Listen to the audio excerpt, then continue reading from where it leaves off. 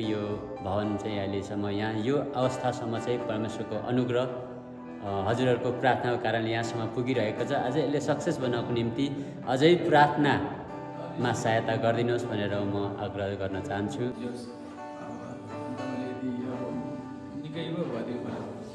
तपाईँले सट्टै एउटा लाएर बाटो चाहिँ बनाइदिनु भयो भने हाम्रो यो उद्घाटनको बेलामा मण्डली वरिपरि भएका जति पनि छरछिमेक छन् उनीहरूले तपाईँहरूलाई चिन्न सकुन्। हाम्रो गाडी हिँडेको बाटो चाहिँ यस्तो किसिमको छ अनि हिलो यो पानी रातभरि पानी पर्यो र यो ओरा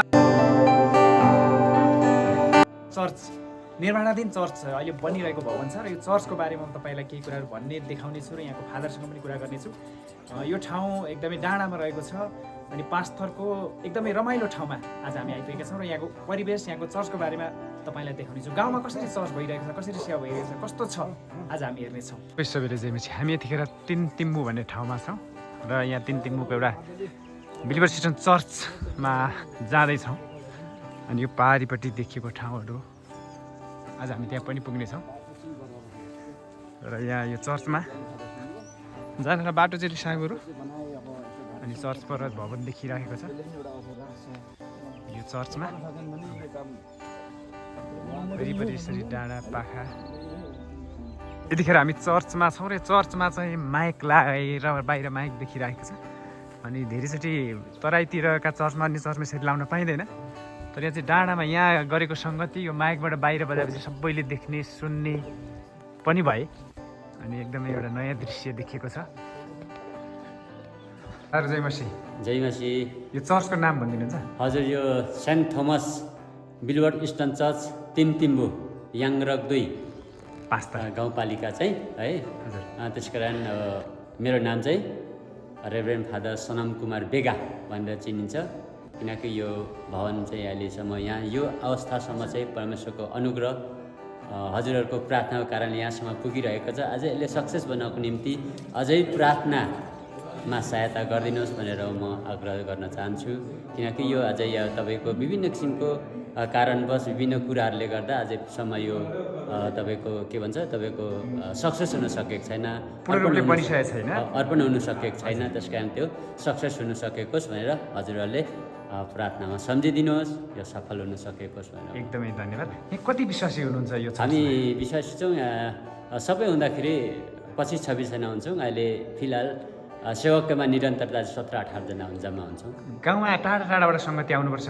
कति टाढाबाट विश्वासीहरू आउनुपर्छ? गाउँमा त गाडी हुँदैन होइन, कतिचोटि साइकल बाइक सबैसँग हुँदैन, हिँडेर आउनुपर्छ। कति टाढादेखि आउनु? त्यति टाढोबाट आउनु चाहिँ पर्दैन, त्यतै बिक्न भए तपाईँको 1 घन्टा अथवा आधी घन्टा त्यस्तै चाहिँ लाग्छ सर। त्यस्तो लाग्छ है? हजुर, साह्रै टाढो चाहिँ पर्दैन। यो अन्य चर्चभन्दा एउटा फरक यो चर्चमा देखिएको बाहिर माइक राख्नु भएको छ। यहाँको सङ्गति गरेको माइकबाट तल अब डाँडामा चर्च छ तलसम्म सुनिन्छ।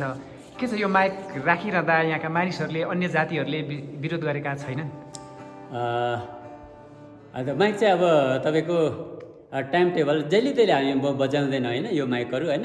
तपाईँको शनिबार सेवा गर्ने समयमा चाहिँ केही 5-10 मिनट अगाडि यस भवनमा प्रवेश गरेर चाहिँ हामी यो केही भजन क्रोसहरू गाउने हामी काम गर्छौँ र एनी टाइम हामी बजाइरहँदा त अब छरछिमेकीले पनि अब उहाँहरूको दिमागमा उहाँको हरेक कुरामा सोच विचारमा ह्याङ हुन्छ होला, त्यस कारण हामी अनिवार्य बजाइराख्दैनौँ।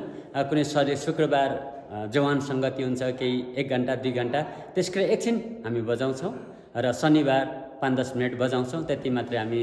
त्यस कारण छरछिमेकीले कुनै हामीमाथि चाहिँ कुनै प्रदर्शनको समस्या आयो यस्तो चाहिँ कुनै कुराहरू चाहिँ विरोध चाहिँ आएको छैन, कम्प्लेनहरू आएको छैन। अर्को कुरा, यति राम्रो भवन बनिरहँदा केही समयपछि यो भवन अर्पण हुँदैछ, बनिरहेको छ। अहिले स्थानीय स्तरमा डायसिसले त चर्च निर्माण गरिरहेकै छ नै, स्थानीय स्तरमा पनि गाउँपालिकाबाट कतैबाट तपाईँहरूले सहयोग पाउनु भएको छ कि के छ? हजुर, गाउँपालिकाले तपाईँलाई सहयोग गरेको छ? गाउँपालिका छ, वडापालिकाबाट छ। त्यसको बारे केही भनिदिनुहुन्छ? कति सहयोग कसरी? अब अन्य धेरै चर्चहरू छन् जो त्यहाँसम्म स्थानीय सरकारसँग पुग्न सकेका छैनन्, जो स्थानीय सरकारको पनि भाग हो, तर तपाईँहरू यो ठाउँमा भएर स्थानीय सरकारसँग जोडिनु भयो, अलिकति भनिदिनुहुन्छ? यो स्थानीय सरकारसँग जोडिनु या चर्चमा अलिकति सहयोग आउनुको कारण चाहिँ के हुन्छ, त्यहाँको वडा अध्यक्ष हाम्रै गाउँको हुनुभएको छ, त्यस कारणले उहाँको मार्फत चाहिँ मैले केही मात्रामा बिन्ती बिछ्याएँ। हाम्रो चर्चलाई अलिकति विभिन्न किसिमको समस्या छ, चर्च भवन खडा गर्नको निम्ति केही आर्थिक सहयोग गरिदिनुहोस्, किनकि तपाईँ हामीसँग नजिकता रहनु पऱ्यो, हामी तपाईँसँग नजिकता रहनु त एक आपसमा, त्यस कारणले एक आपस सहायता गरागर गर्दै जाउँ। त्यस कारण तपाईँहरूको हामी विश्वासी तर्फबाट तपाईँहरूको मा हामी केही मतहरू ल्याउन सक्छौँ। तपाईँहरूको भोलिको दिनमा पढ्दा हामी तपाईँले सहयोग गर्छौँ, हामी पढ्दा तपाईँले सहयोग गर्नु, एक आपसमा सहयोग गरागर गर्नुपर्छ भनेर मैले वार्डाध्यक्षले भन्दाखेरि वार्डाध्यक्षले सुरुमा यो फाउन्डेसन खन्नमा 1 लाख रुपियाँ ल्याइदिनु भयो। र बिचमा फेरि हाम्रो गाउँपालिका अध्यक्षज्यू मैले चाहिँ 2 वर्ष एप्लिकेसन दिएँ। तपाईँले के अरे मेयरज्यू तपाईँले चाहिँ हाम्रो चर्चलाई हेर्नुपर्छ, एप्लिकेसन दिएँ। मौखिक पनि मैले उहाँबाट बिन्ती बिछ्याएँ गर्दा उहाँले चाहिँ 2 लाख रुपियाँ ल्याइदिनु भएको छ। मैले जम्मा 8 लाख रुपियाँ माग गरेको थिएँ। विभिन्न किसिमको यो सरसामग्रीलाई सायद यो सिलिङ र सिसाहरू विभिन्न किसिमको खरिद गर्नको निम्ति आर्थिक समस्या छ, त्यसमा तपाईँले अलिकति विचार गरिदिनु पऱ्यो भनेर भन्थ्यो। हुन्छ ठिकै छ, अब 6 नम्बरदेखि 1 नम्बर वडासम्म हेर्नुपर्छ, त्यस कारणले कति हुन्छ के हुन्छ विचार गर्छु, धेरै थोर त्यस्तै हो भनेर भन्नुभएको थियो। तर अन्तिममा 2 लाख रुपियाँ लगाइदिनु भयो।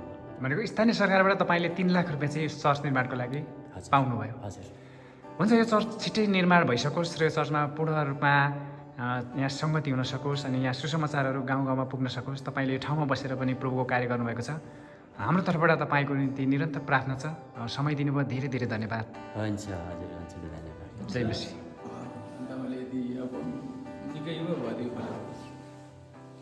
कति भयो यो 5 वर्ष भयो। 5 वर्ष भयो। तर यही आसपासकै बेलामा प्रार्थना गर्दा हजुरको यहाँ कुरा मिल्यो भने चाहिँ तपाईँले सट्टै एउटा डोजर लाएर बाटो चाहिँ बनाइदिनु भयो भने हाम्रो यो उद्घाटनकै बेलामा तपाईँको काम पनि जीवित, चर्च पनि पछिको लागि